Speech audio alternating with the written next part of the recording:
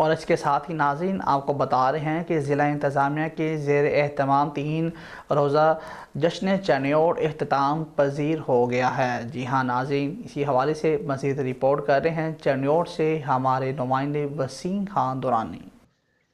ضلعی انتظامیہ چنیوٹ کے زیر اہتمام 3 روزہ رنگا رنگ جشن چنیوٹ اختتام پذیر ہو گیا۔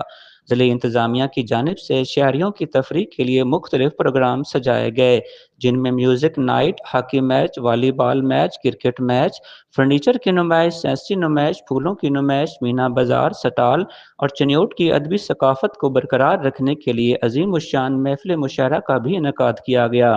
انتظامیہ کی جانب سے رنگا رنگ پروگرام سے شہری خوب لطف اندوز ہوئے۔ اس موقع پر ڈپٹی کمشنر چنیوٹ سفیر گندل نے کہا کہ چنیوٹ کو مستقل بنیادوں پر ادبی اور ثقافتی سرگرمیوں کا مرکز بنائیں گے۔ رتوں کے بدلنے پر لگنے والے میلے، ٹھیلے، باغوں میں پھولوں کی نمائش اور دیگر پروگرام اپنی مثال آپ ہیں۔ ایسے پروگرام رونق، محبت اور جگہ نگت کو فروغ دیتے ہیں۔ کیمرہ مین عاصم خان کے ساتھ Waseem Khan Durrani, S M news Chiniot.